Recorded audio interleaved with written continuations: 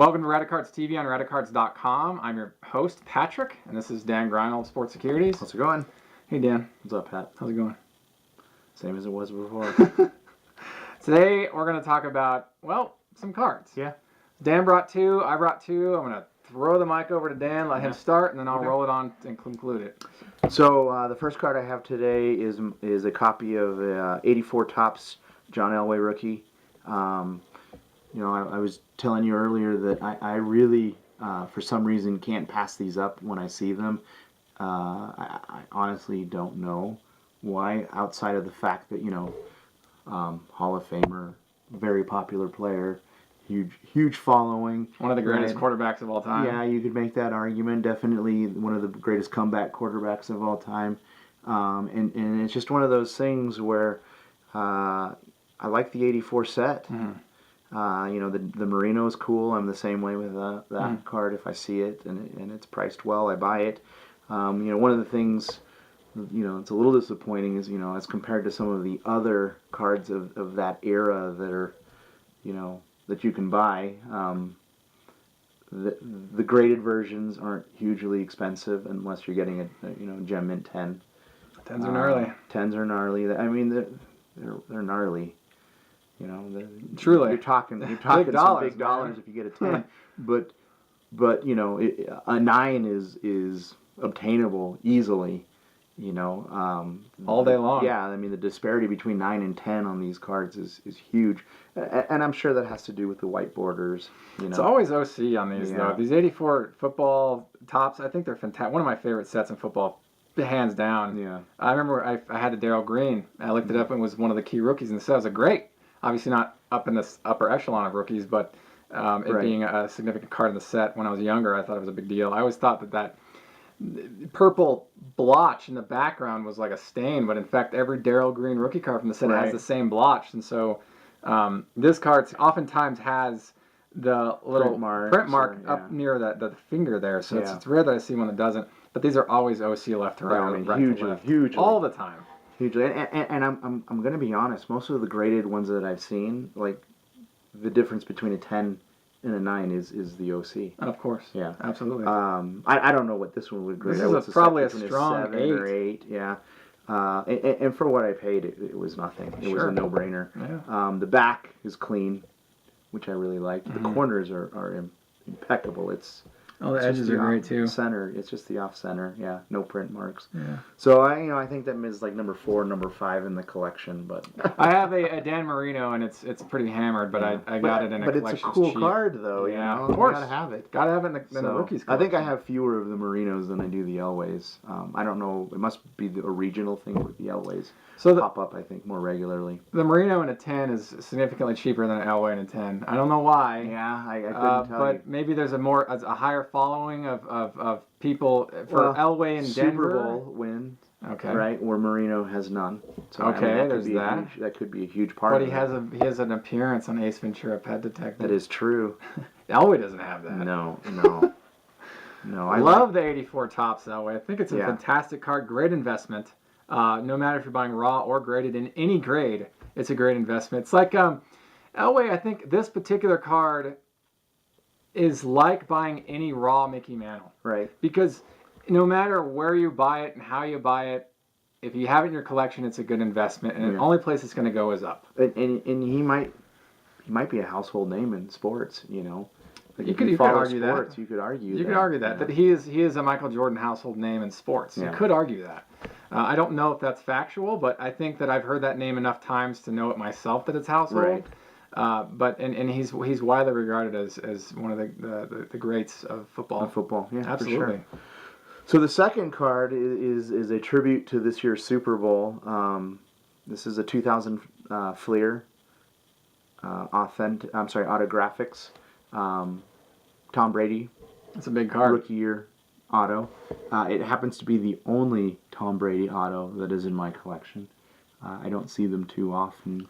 And this one I bought from a guy locally, and I remember I didn't pay a huge amount for it. I wish I had bought others. Was he also featured on other cards that year autographed? Yeah, he has a few. Yeah, but the big one is the SP Authentic. That's the big autographed one? No, it's not autographed. It's the big one. But he has other cards in 2000 that are autographed? He does. His cards have done really well. But he's done really well. And you know, I haven't bought really any Brady items to anything worth talking about, but I think that at some point, I think that he's got a Pacific premiere date or opening day or something, some parallel like that I'd like to pick up. I think those are cool. Yeah. I mean, his autographs are they're not common. Mm-hmm. You know, I mean, they're not rare either. You can find them, but sure. I mean, they're costly at this point. Costly, you know, is the thing. They are, you know, I mean, if you're lucky, you might find one for $300, $400. Okay. I've seen them as high as, you know, 7, 8. The SP Authentic card is a beast. It's a beast. I think raw you're looking at close to $1,500 to $2,000. Well, he's also got that that other card we talked about a couple months ago that's numbered to 1250, and it's not even autographed, and it's his rookie year, and it consistently fetches. That one auction was like $12,000. That's the SP Authentic. It's just gnarly. That's the SP Authentic. It's not even autographed. Yeah, not even autographed. No. Amazing. I mean, that was the token set those years. You know, SP Authentic was just huge. That was the big one. Demand. Yeah, I mean, look at the Peyton Manning rookie. That's out of that. It's huge. The Randy Moss rookie out of SP Authentic. It's huge. The Ryan Leaf. So yeah, huge card. I mean, they're hard to find still. I mean, they're giving those away at the national show. We learned that easily. Well, I have a Ryan Leaf card, and I like the one I have. Yeah. So we can talk about him maybe another time. So we'll move it over here. Sounds good. And I'm going to tell you about 2 Frank Thomas cards I recently acquired. You know, my acquisitions lately have been really minimal. Mm-hmm. I haven't really been much of a participant over the last, 6 to 8 months. It's been slow, but that's okay. Then you have the peaks and valleys in collecting, and you just have to acknowledge that, you know, it's not always going to be your time to buy. Mm-hmm. And right now, I've been focusing on some other things, and I published a book recently. I've been marketing that, and started a business, and so my focus is kind of deviated elsewhere, but I have acquired these 2 pieces, and I would like to talk about them. I'm really excited about them. The first piece I want to talk about, a gentleman, fellow Tom's collector, pinged me on this, and I was able to take up the opportunity and acquire this because I had needed this for the archive. It's one of the last, I think it might be the last one I needed in this run of cards. This is the 2000 Crown Royal Proof, numbered to 50. This is the numbered one. You can see there it's numbered to 50. Now these are cool because they're see-through. They made a version of this without the to 50 serial number, much significantly more common. Right. Whereas this guy, I had never seen one at auctions, and my buddy had this for sale, and I cherry-picked it off for what I think is it's a fair price. I wouldn't say it's good, it's not great, it's not bad. It's just kind of like a whatever, I'll get it. I needed to check it off the list. And it's extraordinarily thin card. It falls out of that standard 20-point top loader pretty easily. But those are cool. That was the last one I needed, and glad I put it away. They're hard to find. I don't see them on any player, but then again, I don't look for any other player besides Thomas. Mm-hmm. It's not a set I collect. You know, I just think these are great, and this was the last one I needed to complete the run. So there are quite a few examples, parallels from this set, and so I was glad to finally put this set and check it off the box, be like, I'm done finally. Glad to have that. Again, that's the 2000 Crown Royal Proof, numbered to 50. All right, second card. Okay, so 1998 Donruss Elite. An amazing set. I just love 1998. I think it's arguably one of the greatest years to collect. A lot of other great years. 97 had some fantastic pieces. It was the first year they did Leaf Thomas. Those are the 1997 Upper Deck game used cards. Those are like the first 2 game used sets to ever be in the market. I think those are cool. 98 Donruss Elite prime numbers. Thomas is this is the die cut, the 2B. They made 3 different versions of these, 4, 5, and 6, A, B, and C respectively. You can get the base non-die cut, the die cuts, and then there's a set of samples. And then executive promos, which I don't have, and I haven't seen, but I know they exist. So this is the last die cut I needed, 2B. I'm still missing one of the base.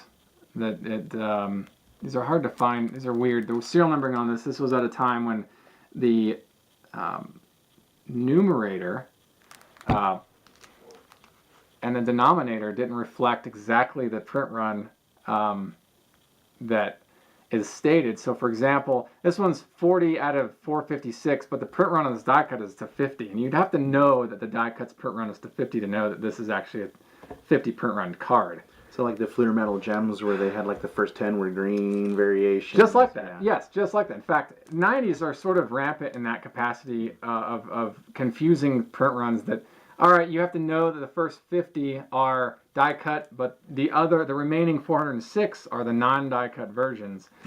It took me, yeah, go ahead. In 2010, I studied this strategy and learned quite a bit about what sets had this strategy, and there was a lot of them in the 90s. Started in 97 and carried on well into the 99 year. And I don't quote me on this, but there might be some in 2000 that did this too. But in the 2000s is when print runs actually reflected accurately what the print was exactly. So, for example, if this was printed in 2004, say, it would say 40 out of 50.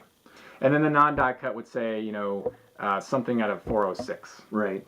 So, kind of a cool piece. I'm glad I was able to get this. Another fellow friend, Frank Thomas collector friend of mine, pinged me on this, and I said, hey, if you ever find another, let me know. He said he's got two. I was like, I'd love to have this. So we worked a deal, and I was able to get this into my collection. I got to get it out of the screw down because everybody knows how much I don't support the screw down strategy. So this is a nice piece. I'm glad to have the question. So I have a question. Yeah, go ahead. So the first 50 are die cuts. Yes. So that's the 2B. 2B, yes. So what is the 1B? You mean 2A? Or 2A. Well, so it's 2A, 2B, 2C. They have different die cut patterns. They're the same pattern, but the serial numberings are different. So, for example, this is to 50. The 6 die cut is to 6. So where does that fall into the print run? Is that the last 6 in the set? No, it's always the first. It's always batch. the first. The die cut is always the first chunk. So it's a the remaining different card. Yeah, it's a different. Okay. It's a different card with a different picture and a different number in the background. Okay. And that's kind of the intrigue about this. I remember when I first pulled a McGuire, in fact, in 1998 Donruss Elite, and I learned about these. I just thought they were so cool with the hollow foil print. Again, a very 90s thing. I totally miss it though, and I wouldn't be. I would be happy to see it again in the market as long as it's done correctly and not totally oversaturated. Like if they did prime numbers for 1,000 players and every player had 10, parallels. Its strategy isn't uncommon, right, by the way. I don't think I'd be nearly as excited about it in today's market, but looking back on a different time that I've mentioned a lot, as you know, I talk about the 90s stuff quite a bit. I like that the emphasis was on card design and not autographs and game used chunks. So an additional question. So it's out of 456? Yeah. Is that what it is? Yeah. So is there a confirmation that many exist? Because I know like in the early 2000s there were print runs that were stated, but they didn't exist to those numbers. Or sometimes they exceeded those numbers. Yes, there is that. Perfect example is 97 Pinnacle Certified Mirror Golds. They assumed print run was 30, but there have been there's been proof that more than 30 of a certain player exists, which very much disproves that theory that only 30 exist. Obviously, right. This one doesn't have that issue to my knowledge. There haven't been conversations around having more or less of 456 print run. Now, again, I haven't seen 456 lined out, so I can't say with any degree of certainty if that claim is in fact true. But I will say that this particular card I don't think has the type of targeting to assume that it would be anywhere beyond true, that only 450 do in fact exist. So I'm always leery because I have several cards that have stated print runs on the back even, and you come to find out that there are significantly fewer. Could be. And some of hockey, them, I think you said had that. I have some in hockey. So, autograph sets. You correct? You're right. And I have a Randy Johnson auto that's printed to 15, but they say only 10 exist. Yeah, There's no numbers after number 10. So that's the surface. interesting, and those are rare occurrences, extraordinary, exceedingly rare occurrences, and I honestly don't think those were ever done intentionally. Right. Probably, my assumption is that something happened in the planning phase. Either someone was quoted to get 15 copies of the card, they only retrieved 10, but so the print runs are, obviously the print stamping should be different in that capacity. Or the print stamping existed, but for some reason 5 were withheld somewhere. I mean, again, logistics in card manufacturing is a very detailed, complex process. It's like my Carlos Delgado 1-of-1s that I have two of. I think that's awesome. That's so fantastic. But stuff like that happens. Like just hiccups in the manufacturing process. And, I can definitely get behind that as a collector. There's a lot of intrigue to be said for those kinds of occurrences because they're statistically improbable. Right. And I like that. I think it's cool. Yeah. But these 2 cards, I think they're stated to be accurate.